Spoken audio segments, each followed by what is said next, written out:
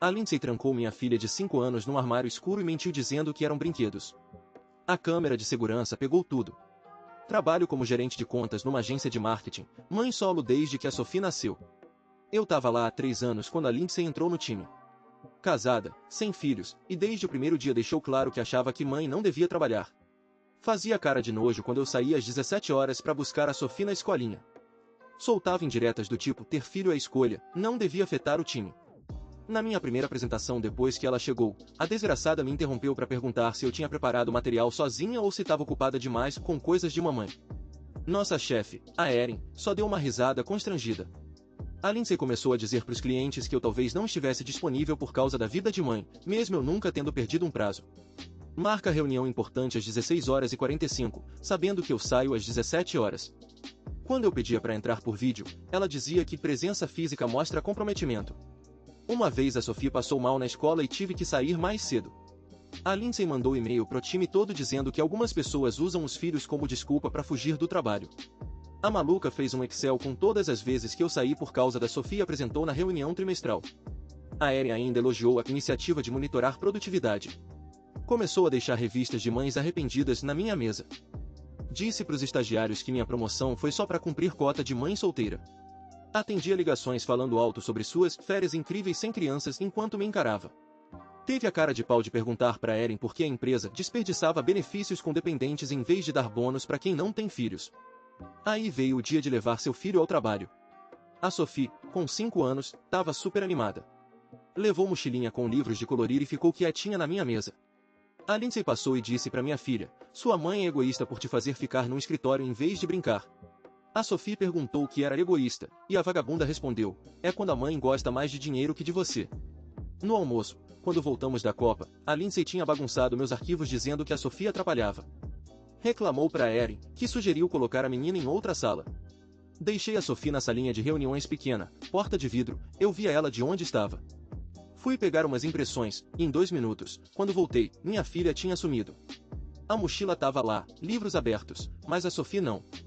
Corri pelo escritório gritando o nome dela. Ninguém viu nada. Quando ouvi batidinhas vindo do armário de suprimentos no final do corredor, quase infartei. A porta estava trancada por fora. Abri e a Sophie caiu no chão, chorando, dizendo que uma moça falou que tinha brinquedos lá dentro e trancou ela. Minha filha ficou 10 minutos gritando no escuro. Levei a Sophie de volta para o escritório, todo mundo ver ela soluçando. A Lindsay estava na mesa dela, fingindo que nada aconteceu.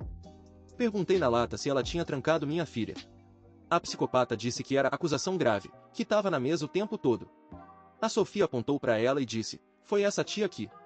Aí a filha da puta começou a chorar, dizendo que eu estava criando um ambiente hostil, que criança inventa coisa, que talvez a Sophie tinha se trancado sozinha. A Erin me mandou levar a Sophie para casa e resolver isso amanhã. Voltei para o escritório de noite com o segurança. Pegamos os logs do cartão de acesso. Adivinha? O cartão da Lindsay foi usado 2 vezes no armário, exatamente quando a Sophie sumiu e antes de eu achar. Aí puxamos as câmeras. O vídeo não deixou dúvida, Lindsay entrando na salinha, falando com a Sophie, levando ela pelo corredor. Passa o cartão, abre o armário, aponta para dentro como se mostrasse algo legal. Minha filha entra e arrombada fecha a porta na cara dela e vai embora. O segurança fez 2 cópias na hora, uma para mim, outra para a polícia. Liguei pro 191 com a mão tremendo. Os PMs chegaram em meia hora, viram o vídeo e a cara deles foi prisséries. Um deles até falou caralho. Quando viu a cena. No dia seguinte, a Lindsay foi demitida na hora. Abri processo, obviamente. A justiça tá rolando, mas pelo menos a vagaba responde por cárcere privado e maus tratos. A Erin veio com papinho de não sabia que era tão grave, mas já tô mandando currículo para outros lugares. Ah, e a Sophie? Tá fazendo terapia. Agora toda vez que vê um armário, pergunta se tem moça mentirosa dentro. Foda. O celular tocou às 8 horas. Era o delegado, precisamos de provas do assédio da Lindsay. Passei 2 horas montando um dossiê que faria qualquer um tremer, desde a planilha onde ela marcava cada vez que eu saía para buscar a Sophie até os e-mails que ela enviava aos clientes sabotando meus projetos. Mas o pior? As mensagens que descobri nos grupos de estagiários, a promoção dela foi cota de mãe solteira, não merecida. Na delegacia, o delegado, um homem de olhos serenos, escutou tudo em silêncio. Quando terminei, ele soltou a bomba, isso não foi um acidente. A Lindsay tinha você e sua filha como alvo. Aquela palavra-alvo me atravessou como uma faca. Mal cheguei em casa, o RH ligou marcando reunião. Pedi para levar a advogada, e do outro lado veio aquele silêncio constrangedor. Só tinha um problema, eu não tinha advogado. Liguei para minha amiga Lisa, que nem atua na área criminal, mas quando ouviu o que fizeram com a Sophie, disse: "Não vou deixar essa empresa te intimidar." A reunião foi surreal. A mulher do RH, visivelmente desconfortável, tentou falar em investigação interna. A Lisa não deixou barato, a empresa permitiu 3 anos de assédio documentado. O rosto da mulher do RH ficou pálido quando admitiram que tinham ignorado minhas reclamações anteriores. A virada? Quando a Lisa deslizou um papel na mesa, um acordo garantindo que não sofreria retaliação. 3 dias depois, estava na audiência da Lindsay. Ela de macacão laranja, o advogado dela tentando convencer o juiz que foi só uma brincadeira. O promotor destruiu a defesa com uma frase: "Ela usou o cartão de acesso, sabia que a porta trancaria sozinha." O juiz definiu fiança em $50.000 e eu saí antes de ver a cara dela de novo. Mas o verdadeiro troco veio quando o caso vazou para a imprensa. Meu celular explodiu, colegas, ex-funcionárias. 3 mulheres me contaram histórias idênticas, a Lindsay sabotando mães, marcando reuniões em horários impossíveis, espalhando que eram inconfiáveis. Todas haviam pedido demissão depois que minhas reclamações foram ignoradas. A Sophie? Está em terapia. A psicóloga infantil foi clara: trauma agudo. Ela tem pesadelos toda noite, grita no escuro, não me deixa ir ao banheiro sozinha. A moça mentirosa do armário agora vive na cabeça dela. Quanto a Lindsay? Respondendo por cárcere privado. O Ernesto? Licença administrativa. E eu? Mandando currículos enquanto a empresa paga a terapia da Sophie. Ah, e a parte mais doce? As mensagens que recebi depois da reportagem: "Você teve a coragem que todas nós precisávamos ter." A Erin ainda tenta o papinho de "não sabia que era tão grave, mas já bloqueei o número." A Sofia agora pergunta sempre: "Tem moça mentirosa aí, mamãe?" E eu respondo segurando ela forte: "Não, amor. Nunca mais." O relatório final da investigação caiu como uma bomba. 15 depoimentos. 2 entrevistas minhas onde detalhei cada sabotagem, a planilha secreta que a Lindsay usava para marcar minhas faltas, os e-mails que ela disparava pro RH questionando minha confiabilidade. Mas o pior veio quando outras mulheres começaram a falar. 3 colegas revelaram os comentários nojentas da Lindsay: "Mãe que trabalha é funcionária pela metade", ela dizia. Uma técnica contou como ouviu ela aconselhar um estagiário: "Nunca promova mães, elas só pensam nos filhos." Todas admitiram o mesmo medo: "A gente viu o Ernesto ignorando suas denúncias e desistimos de reclamar." O Ernesto caiu primeiro. Demitido numa sexta-feira às 16h53, horário que eu anotei com gosto.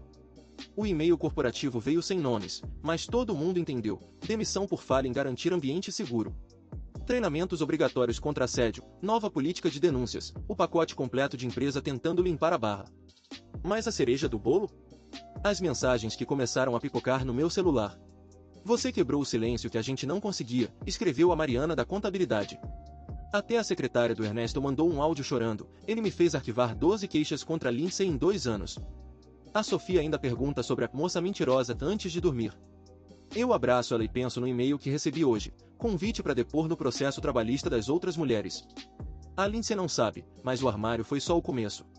Roteiro otimizado. A ligação da minha nova gerente veio naquela noite, com um tom que eu nunca tinha ouvido antes. "A empresa falhou com você", ela disse, as palavras pesadas. "Tire o tempo que precisar. Seu lugar estará aqui quando voltar." 3 semanas depois da audiência da Lindsay, a Lisa me ligou. O advogado dela quer negociar. A voz dela estava fria. Eles oferecem: Lindsay se declara culpada por confinamento criminoso e colocar uma criança em perigo. Em troca, evita julgamento. Os termos do acordo eram claros: liberdade condicional, aulas de controle de raiva e uma ordem de restrição permanente. Lindsay nunca mais poderia chegar perto de mim ou da Sophie. Se recusarmos, perguntei. Lisa hesitou: julgamento. Sophie teria que testemunhar. Passei 7 noites em claro. Uma parte de mim queimava por ver Lindsay atrás das grades. Queria que ela sentisse o terror que minha filha viveu naquele armário. Mas a terapeuta colocou a mão na minha. Às vezes, proteger seu filho é escolher o trauma menor. A audiência foi num tribunal vazio numa quinta-feira. Lindsay estava com um terno cinza, o cabelo preso, os olhos baixos. O juiz perguntou se ela entendia o que estava confessando. Sim, ela respondeu, voz trêmula. Depois leu um discurso obviamente ensaiado pelo advogado, palavras vazias sobre erros e arrependimento.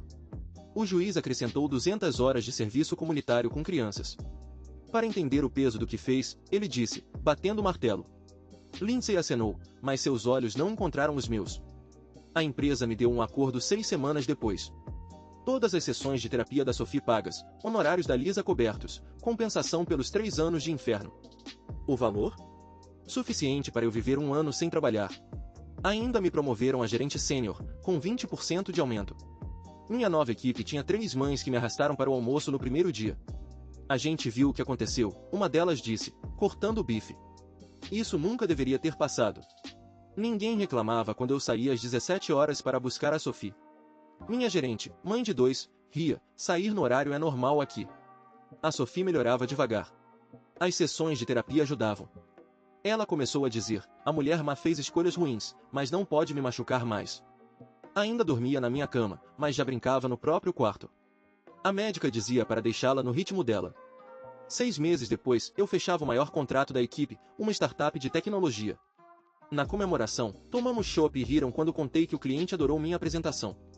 Mãe multitarefa vende melhor, brinquei, erguendo o copo. Até que a ligação da escola veio numa terça-feira. A diretora, com a voz apertada, Lindsay apareceu aqui. Queria ver a Sophie. Minha mão gelou no telefone. Ela chorou, disse que estava em terapia, que queria se desculpar. A diretora cortou, mostrei a ordem judicial e chamei a segurança. Ela saiu, mas... Houve uma pausa. Ela deixou uma carta. Está aqui lacrada. Quer que a gente chame a polícia? Olhei para a Sophie, desenhando no chão da sala, totalmente alheia. Queime a carta, eu disse. E se ela aparecer de novo, ligam direto para o 190. Desliguei e abracei minha filha, sentindo cheio de giz de cera no seu cabelo. Lindsay já tinha feito estrago suficiente. Era isso. Bloqueei o número da escola no meu celular. A Sophie riu de algo na TV naquela noite. Ela dormiu a noite toda, sem pesadelos, pela primeira vez em meses. A diretora trancou todas as crianças dentro da escola quando viu Lindsay espiando pelo carro. Ela não saiu do estacionamento em 3 horas, a diretora me contou depois. Os PMs chegaram em 10 minutos, 2 carros, sirenes desligadas. Lindsay ainda tentou conversar quando os policiais cercaram seu carro. Só quero consertar o que fiz, ela gritou. Um dos PMs já puxou o celular, violação de medida protetiva confirmada no sistema. O outro algemou ela enquanto choramingava sobre injustiça. O promotor ligou 3 horas depois, voz firme, ela vai responder criminalmente por isso. O juiz não brinca com ordem judicial furada. Explicou que, como Lindsay foi de propósito até a escola da Sophie sabendo da proibição, ele pediria prisão imediata. Na audiência, a cena foi de cinema. Lindsay apareceu com roupas amarrotadas, olheiras roxas. Seu advogado tentou falar em segunda chance, até que o juiz bateu o martelo. Ordem judicial não é convite para discussão, é mandado. Lembrou os traumas causados na Sophie e os 2 anos de perseguição. Sentença, 60 dias de cadeia. Quando o xerife a levou algemada, eu respirei fundo pela primeira vez em anos. 1 mês depois, a empresa me chamou para uma reunião confidencial. Queremos que você ajude a refazer todas as políticas contra assédio, disse o diretor de RH, evitando meu olhar.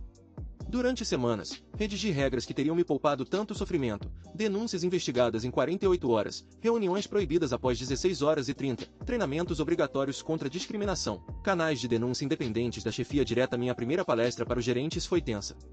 Vários baixaram a cabeça quando citei frases como mãe não devia trabalhar em projeto importante, todas ditas pela Lindsay e toleradas pela chefia.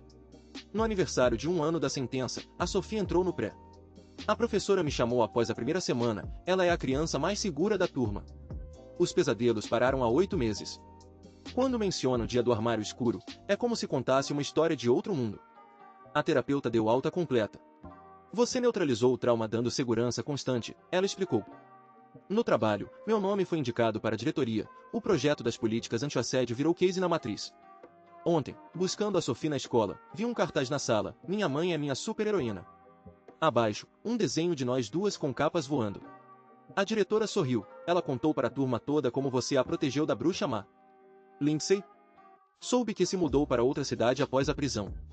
O cafezinho da cadeia deve ter sido mais amargo que o que ela servia no escritório. A Sophie e eu? Tomamos sorvete de morango toda sexta, sem medo, sem pressa, sem olhar para trás. Mais histórias estão no canal. Até a próxima, obrigado!